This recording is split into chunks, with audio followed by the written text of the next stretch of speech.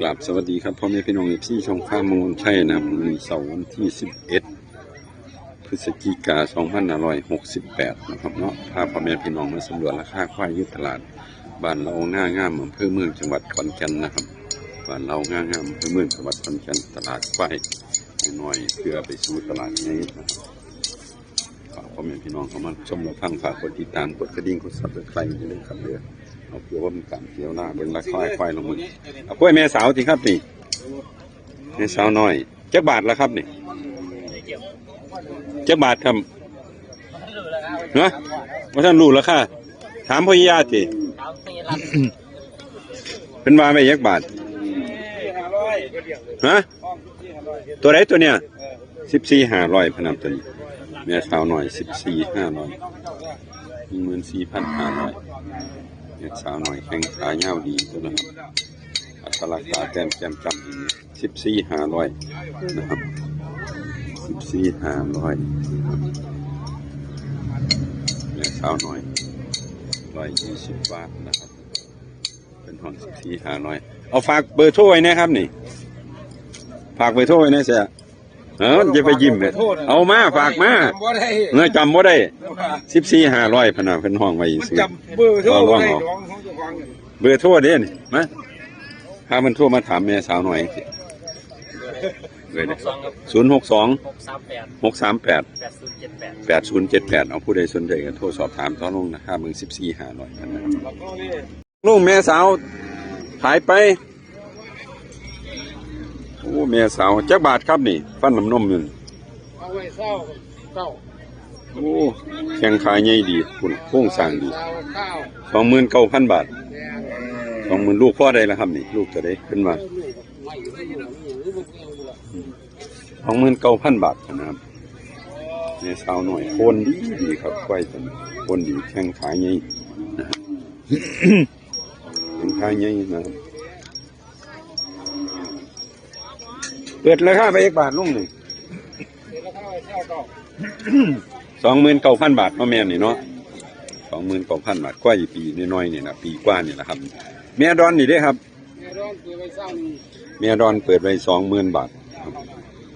แม่ดอนนี่เปิดไว้20,000 บาทนะแม่ดอนนี่ใกล้จะเป็นสัตว์แล้ว20,000 บาทตัวใหญ่29,000ตัวดอน20,000เอาฝากเบอร์โทรไว้นะครับลุง095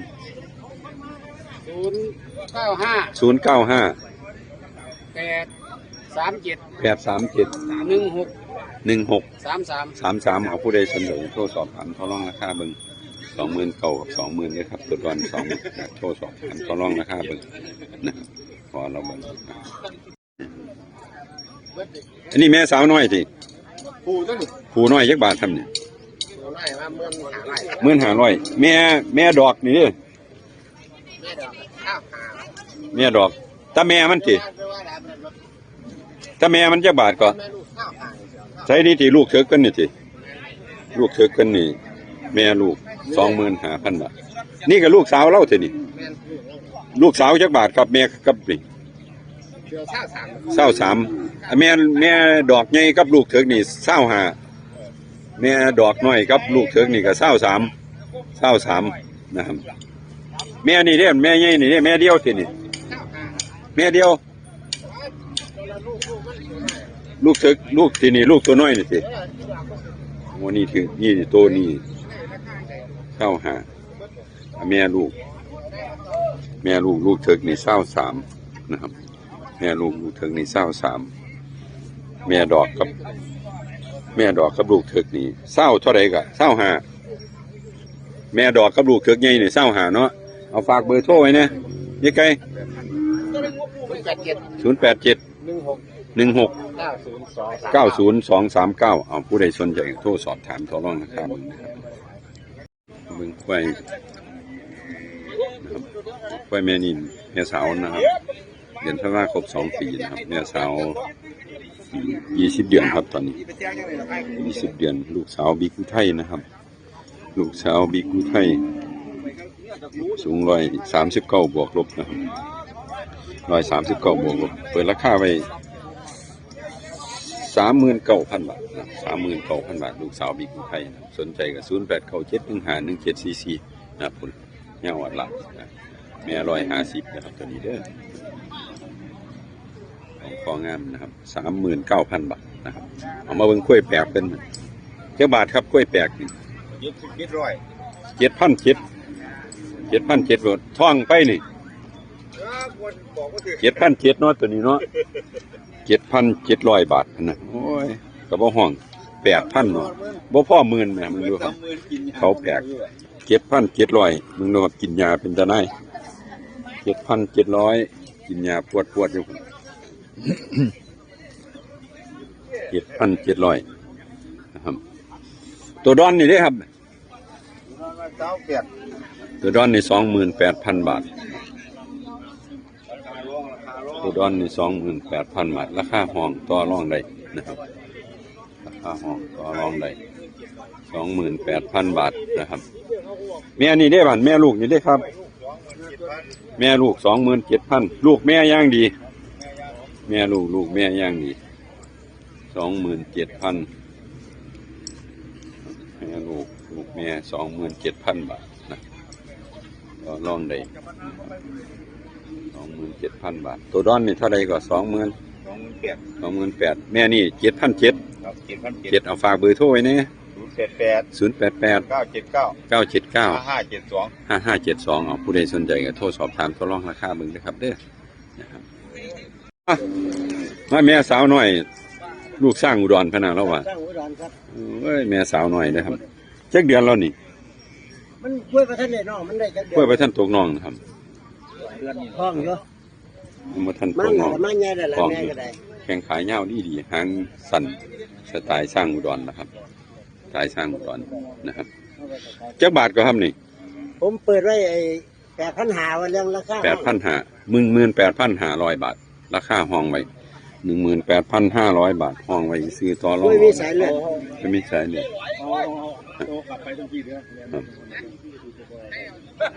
ตัวนี้ได้ครับมันตัวนี้ได้ตัวนั้นขายแล้วครับตัวนั้นขายแล้วตัวนี้เอาฝากเบอร์โทรไว้นะพ่อ099 478 6471เอาผู้ใดสนใจโทรสอบถามต่อรองราคาเบิ่งครับแม่สาวสายเลือดสร้างก่อนพนาเราว่าต่อรองได้นะครับกล้วยงามๆดำๆนี่ของผู้ใดน้อนี่ฮะจักบาทล่ะครับนี่แม่ลูกติแม่ลูกกับตัวแม่กับตัวแม่สาวหางเหี่ยวเลยเข้าดีหางเหี่ยวเลยเข้าลูกเบิ่มพันล้านนะครับลูกเบิ่มพันล้านเป็นลูกสายผสมเป็นพันล้านนะครับแม่ลูกคู่นี้นะครับเพิ่นว่า65,000ติ65,000นะครับ65,000แม่มันท้องไปครับฮะแม่เพิ่นมาท้อง6 เดือนแล้ว140อยู่เลยเนาะแม่เพิ่นเนาะท้องลูกเก่าเจริญครับแม่เพิ่นท้อง6 เดือนแล้วแม่ลูกคู่นี้65,000 บาทนะครับ65,000 บาทห้องไว้ซื้อต่อรองได้65,000 บาทไว้ลูกผสมเป็นลูกผสม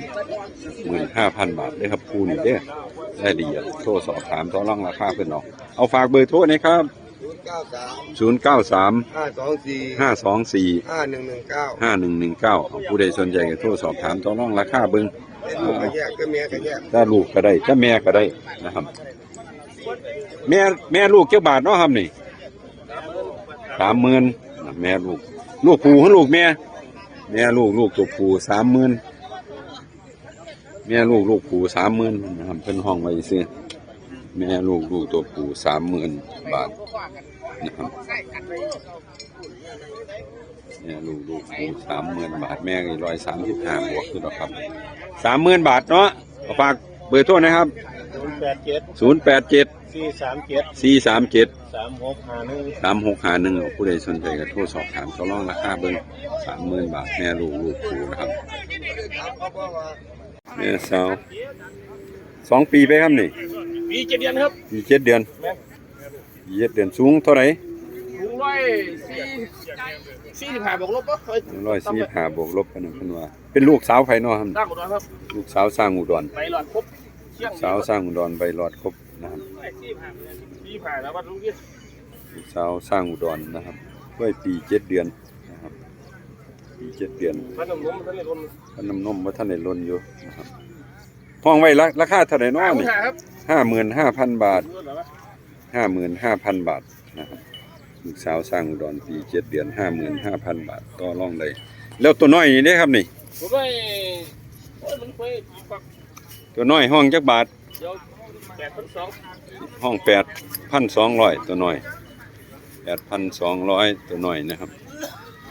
หมื่นโอดบ่มีหมื่นนะครับ8,200ซื้อตัวน้อยตัวใหญ่55,000ตัวน้อย8,200เอาฝากเบอร์โทรนะครับ096 096 702 702 4563 4563ห้อยเชิดคนโกผู้เขียวถามหาได้ผู้ใดก็ฮู้จักห้อยเชิดนะครับร้านไก่ย่างตำส้มผู้สาวขายน้ำฮู้จักนี่ห้อยเชิดแว่กินเอ้ยนั่นตัวใหญ่50,000ตัวน้อย8,000 กว่าบาทเด้อครับเด้อโทรสอบถามตัวรองเพิ่นเบิ่งครับไว้ด่างดาวกระจาย เดี๋ยวว่ามาขายมาเราคนลูกปัก เต็มนานเลยครับเนี่ยทั้งคางโตก็มีทางไข่ดาวกระจาย 18,500พะนะแม่ดาวกระจายนะครับ แม่ดาว 18,500 บาทท้องแล้วเท่าใดบุนี่ลูกสาวเพิ่นก็เป็นคือกันท้องแล้ว 18,500บ่แม่ดาวนี่ลูกเพิ่นก็เป็นดาวคือกันนะครับแต่ว่าตอนนี้คืออยู่ท้องครับอ่างล้างนี่ครับอ่างล้างอยู่นี่นะครับดาวกระจาย 18,500นะครับเป็นห้อง 18,500มันอยู่ท้องแม่ดาวกระจอยแม่ดาวกระจายฝากเบอร์โทรนะ 18,500 087 16 90 239 18,500ครับแม่ใช่ห้อยของเจ้าที่นี่นี่สิแม่นบ่นี่เสของเจ้านี่ที่เถิกน้อยจักบาทครับนี่เถิกน้อยบักขี้โพนี่จักบาทนี่ฮะแม่ดอนจักบาทบรรยากาศตลาดบ้านหนองให้อำเภอหนองเรือจังหวัดขอนแก่นนะครับสำหรับเสาร์วันที่11พฤศจิกายน2568พาพ่อแม่พี่น้องเข้ามาสำรวจราคาควายก็สิมีประมาณนี้นะครับเนาะบ้านควายดังๆก็เข้ามาพ่อแม่พี่น้องฝากกดติดตามให้ได้ด้วยครับเด้อเพื่อกดติดตามกดกระดิ่งกดSubscribeกดไลค์กดแชร์นะครับคือเป็นบ้านนั่นเพื่อบ่พลาดชมคลิปของตลาดอื่นต่อไปนะครับสำหรับมื้อนี้ขอได้รับความขอบคุณจากช่องฟาร์มผู้ใช้พ่อแม่พี่น้องที่เก็บยาไข่เย็บจนได้เข่าหลายๆอย่าให้ฝนตกมาท่วมจังหวะเกี่ยวเข่าตากเข่าเนาะซุมื้อนี้เนาะเอาสำหรับมื้อนี้ขอกล่าวเข้ามาสวัสดีครับ